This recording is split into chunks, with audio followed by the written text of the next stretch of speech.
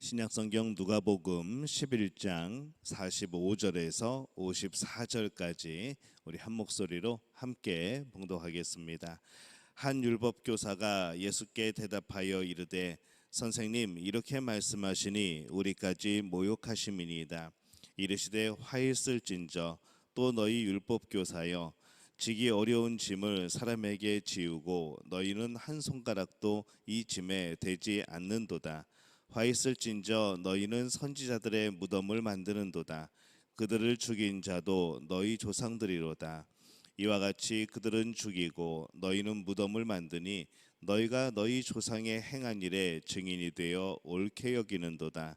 그러므로 하나님의 지혜가 일렀으되 내가 선지자와 사도들을 그들에게 보내리니 그 중에서 더러는 죽이며 또 박해하리라 하였느니라.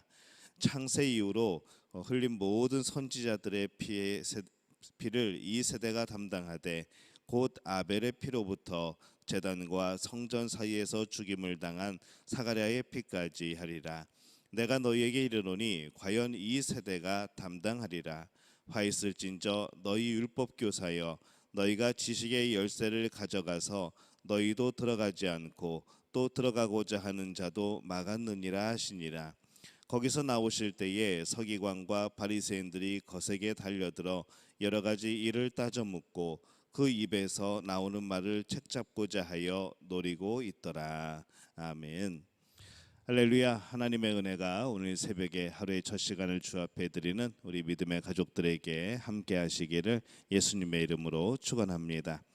오늘은 율법교사에게 임한 화에 대한 그런 말씀입니다. 예수님께서 이 전통, 이 구전율법주의자들에 대해서 지적을 하실 때에 또 그것을 만들고 가르치는 일을 하는 율법교사가 반박을 하고 나섭니다. 45절에 보면은 한 율법교사가 예수께 대답하여 이르되 선생님, 이렇게 말씀하시니 우리까지 모욕하심이니이다. 이렇게 그들이 말을 합니다. 여기에서 이 율법교사는 율법을 연구하고 또 가르치던 이 학자를 말합니다. 때로는 우리가 서기관이라고 그렇게 부르기도 하는 그런 동일시되는 그러한 인물이죠. 이들은 모두 바리새인은 아니었지만은 대부분의 바리새인이었고 또 이 바리새인 중에서도 리더격의 그런 리더의 위치에 있는 사람들이 많았습니다. 이쯤 되면 예수님께서 조금 물러나실 만도 한데 예수님은 오히려 아주 강력하게 이 율법교사들을 향하여 말씀을 하시죠. 46절에 보면은 화 있을진저 또 너희 율법교사여, 지기 어려운 짐을 사람에게 지우고 너희는 한 손가락도 이 짐에 대지 않는도다. 이렇게 말씀을 합니다. 이들은 이 구전율법, 이것을 마치 하나님이 주신 율법인 것처럼 아주 복잡하고 또 힘들게 만들어서 이 사람들이 그 하나님의 진정한 율법에 질리게끔 만들어 버립니다. 그래서 오히려 사람들이 말씀을 더 소홀하게 여기게 된 것이죠. 말씀을 가르치고 또 전해야 될 책임이 있는 그들로 인하여서 오히려 이 말씀이 무너지게 됩니다. 그러니 그들에게 화가 있는 것은 당연한 것이죠. 이 하나님께서 하나님의 말씀을 전하도록 이 선지자들을 보내십니다. 그런데 이 율법교사들은 오히려 그들을 죽이는 데에 한 몫을 하죠. 이 구약의 선지자들을 죽일 때에도 그들이 거들었었고 또한 신약 시대에 이 세례 요한을 죽였고 이제 선지자의 원형이신 예수 그리스도를 또한 그들은 죽이게 됩니다. 또 선지자와 또 이후의 사도들을 또 죽이게 되죠. 이 그들은 말씀을 가르치고 전해야 될 바로 그럴 사람들이었는데 오히려 그 말씀을 전하는 사람들을 죽이는, 그런데 앞장서는 그들은 죄를 저지르게 됩니다. 이 그들이 말씀을 전하는데 관심을 가지지 않고 자신의 기득권을 지키는데 관심을 가지게 된 것이기 때문에 그렇습니다. 이 말씀을 듣는 사람도 마찬가지이죠. 이 당시에 많은 사람들이 이 율법교사들의 이 잘못을 그대로 따라갑니다. 오늘날에도 역시 그런 경우들이 많습니다. 말씀을 듣는 것에 관심이 없고 단지 이 자신들이 설교 시간에 지루하지 않고 자신들이 원하는 재미있는 그런 이야기나 감동이 되는 이야기 또는 위로의 말, 그냥 무조건 축복하는 그런 말, 이런 말을 우리가 설교 시간에 자꾸 듣기를 원하게 됩니다. 그래서 이 설교 시간에 하나님 말씀을 하나도 듣지 못해 놓고도 재미있었으면은 그걸로 오늘 은혜 받았다고 생각을 하는 것이죠.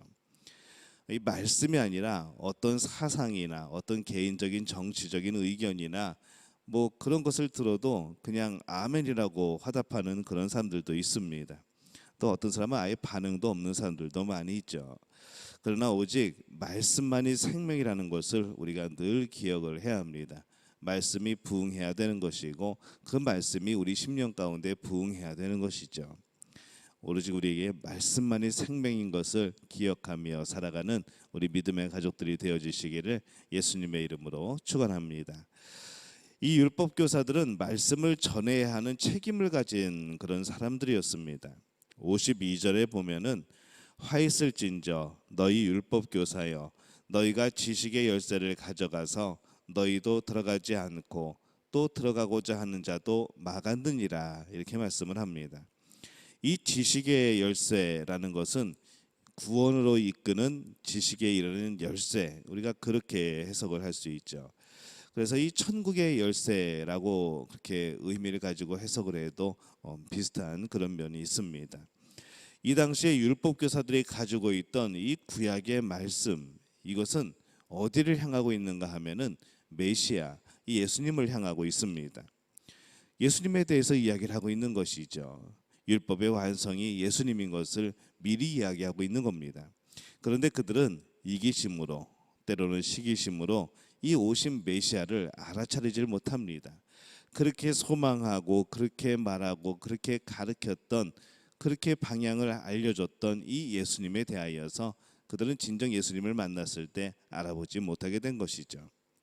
그들은 구약 성경을 해석할 열쇠를 가진 사람들입니다. 사실 이 당시에 이 글을 아는 사람이 많지 않았고 이 시대별로 사실은 그렇게 많은 사람들이 글을 알지 못했습니다. 그 중에서도 이 바리새인이 된다는 것은 더욱 힘든 일이었고 그 중에 이 성경을 연구하고 가르치는 그런 전문가가 된다는 것은 더욱 어려운 일이었습니다. 그렇기 때문에 일부의 사람만이 이 율법 교사에 해당이 되었던 것이죠. 그래서 그들이 지닌 책임은 참 막중한 그런 책임입니다. 근데 그들은 성경보다는 오히려 그냥 전통에 집착하는 경우들이 많았습니다. 결국은 잘못된 길로 사람들을 인도하고 있었던 것이죠. 그들이 그렇게 잘못 해석하고 잘못 인도함으로 말미암아서 그 당시에 마땅히 오신 이 땅에 오신 예수님을 알아야 될 사람들이 당연히 이 하나님의 말씀이 이 예수님을 지칭하고 있음을 예수님을 가리키고 있음을 깨달고 알아야 될 그런 사람들이 오히려 이 메시아 예수님을 알아보지 못하는 결국 그런 모습으로 이 율법 교사들이 사람들을 만들어 버립니다. 천국 열쇠를 가지고 있어야 할 그들이 게으름과 또 욕심으로 이 천국 열쇠를 잘못 관리하여서 이 천국문에 가지도 못하고 또 천국문에 맞지도 않는 자신도 못 들어가고 남도 못 들어가게 하는 바로 그런 모습의 사람이 되어버렸던 것이죠. 이 지식의 열쇠를 가진 사람은 두렵고 떨림으로 날마다 말씀 앞에 엎드릴 필요가 있습니다. 저도 마찬가지지만은 이 말씀을 가르치는 위치에 서는 사람들이 모두 다 그렇습니다. 우리의 구역 강사들이 그런 것이고 또 우리의 교사들이 그렇습니다. 이 하나님의 말씀에 대해서 우리는 두렵고 떨림이 있어야 됩니다. 율법 교사에게 아주 심각하게 그들에게 임할 화에 대해서 예수님이 말씀하시는 것을 보면서 참 이 말씀을 왜곡하는 죄가 참 크다라는 생각이 듭니다. 또 무죄함으로 이 말씀을 왜곡하지 않도록 우리는 늘 공부하고 연구하고 그렇게 이 말씀을 깨달을 필요가 있는 것이죠. 이 깨달음은 개인적인 깨달음도 있지만은 공식적인 깨달음도 있습니다. 진정으로 그 말씀이 의미하는 바 나에게 주어져서 그 말씀이 내 안에서 역사해서 새롭게 해석되어지는 그런 은혜도 있지만은 진정한 은혜는 그 말씀이 그 모든 환경 속에서 정말 예수님께서 또 하나님께서 말씀하시고자 하는 그 의도를 정확하게 분석하고 그것을 해석하는 그 과정 가운데서 주어지는 그 은혜도 그 은혜가 진정한 은혜인 것을 우리가 기억을 해야 됩니다. 그래서 이 말씀을 왜곡하는 것은 참 죄가 크죠. 이 자신의 무지는 말씀을 왜곡하고 또 그래서 이 많은 사람들을 잘못된 길로 인도하는 바로 그런 역할을 하게 된다는 것을 우리가 늘 기억을 해야 합니다. 우리 말씀이 우리를 살립니다. 생명은 말씀 안에 있습니다. 또 우리가 이 말씀을 생명으로 여겨야 하지요. 말씀을 전하는 자가 또 이 말씀을 듣는 자가 오직 이 말씀을 사모하고 또 그 말씀을 지키고 또 그 말씀의 권위를 또 인정하고 순종하게 될 때에 그 말씀대로 살아가려고 몸부림치게 될 때에 하나님의 말씀 가운데 놀라운 능력들이 나타나게 될 줄로 믿습니다. 바라기는 우리 믿음의 가족들이 이 말씀을 붙들고 또 씨름하며 또 그 말씀 가운데 주시는 하나님의 음성을 듣는 우리 믿음 가족들이 되어지시기를 예수님의 이름으로 축원합니다.